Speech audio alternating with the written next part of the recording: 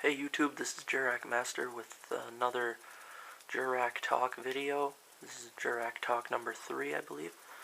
I'm going to be going over a few cards that aren't all that good. I mean, one of them's pretty good. And then I'm going to be talking about some Jurracs that I don't typically use and when they're good and what they do. And some cards that are good to side against good decks this format that I haven't already gone over. So here we go. Baby Sarasaurus. It's not the best card, but with people liking to run Dark Hole, including yourself, you just, if you want a Dark Hole, put it on the field in Dark Hole. So it saves you from that. And just, if you destroy it by Black Rose or Meteor, you also get a dinosaur from the deck. So it's pretty good. It's just when it's destroyed by a card effect, and I believe it has to be sent to the graveyard. Yeah, it does. You special summon a level 4 or lower dinosaur monster from your deck. It's a pretty good card, depending on what you like to run. I mean, most people will blow up the field or something, so it's pretty good. It doesn't work when destroyed by battle, which is the only drawback. If it worked both ways, I would run probably 2 or 3 of them, because that would be really amazing. It would probably actually only be 1 or 2, but that's beside the point. It doesn't work that way. So if you're going to use it, maybe try 1.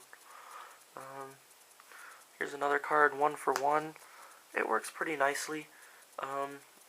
If you need to, you can use it to get out your effect veilers, but typically you'd want to use it to bring out Aolo. But if you're out of options and you have this and 2 monsters in hand, you can sink into probably a level 5. Unless you run Armory Arm, then you could bring out a level 4, which would probably only gain you 100 attack points in this deck, so not the best idea, but still workable. And finally, a card I don't really run, but I think it's worth looking at for some people. Spiritual Fire Art Kurenai. It doesn't really work as well as it could, because it says original attack, so we can't just summon Giganoto and burn them to death by dealing like 5,000 damage, because Giganoto's just that strong. Mainly, you'd want to, if you were using it, you'd want to use it probably to finish them off, or if they're going to attack over a defense position monster and you can't summon Hera, because say they enemy controller it to defense so they can attack over it, and you don't have a Hera in hand or grave, you could burn them with that and just take their attack if you can afford it. It's mainly what it does. Just tribute your fire monster to deal them damage to it equal to its original attack. And onto a card that I think you should probably think about siding, Light Imprisoning Mirror, because of the agent deck that's doing really well right now. It's kind of annoying to have to face that. So just go ahead and see if you can side deck 2 of these maybe.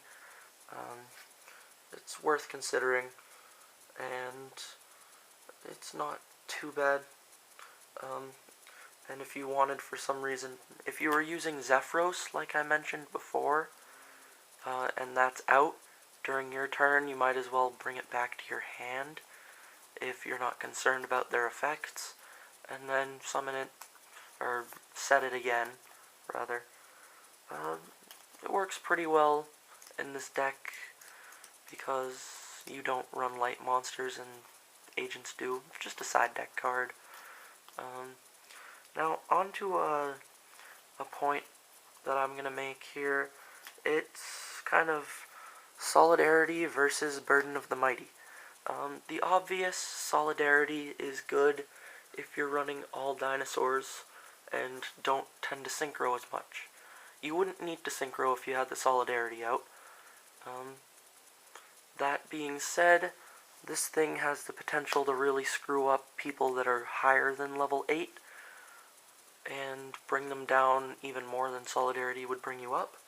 But a main reason to run Burden over Solidarity is when you're using cards like, if you use DD Crow in your build, mainly Effect Veiler is what you'd have to be concerned about, because you use that and Solidarity's gone. Also, Synchros that aren't dinosaurs is really not going to help you out very much. So, oh wait, another thing is, I prefer Burden of the Mighty most of the time, because it brings their monsters down. Don't use Bottomless, that being said.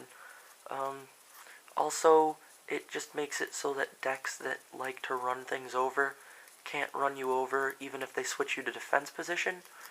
Say you have 2 of those out, and they switch one of your higher defense monsters to defense, they might not be able to run it over.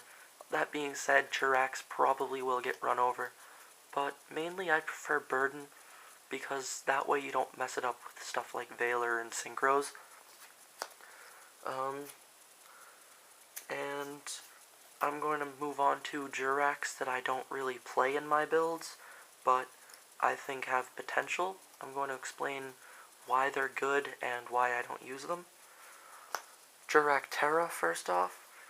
This thing is very good, but I'm pretty sure it has to survive the battle to bounce them back, and that makes it a little less good.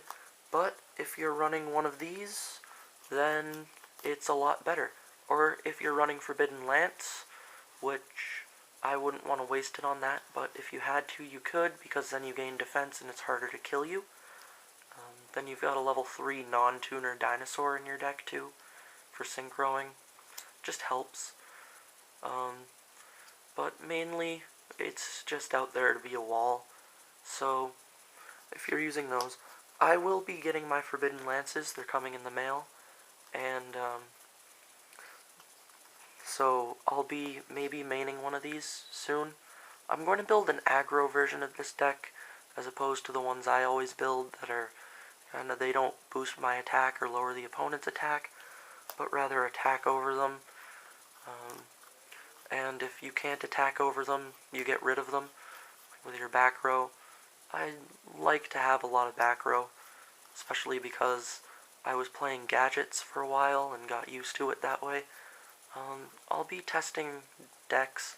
I might be able to build a mix of aggro and control, so I'll keep working at that, testing it. Now on to another one, Monoloth. Once again, in a deck with one of these, or a field spell, then it's very good because it gets to attack all of your opponent's monsters once each.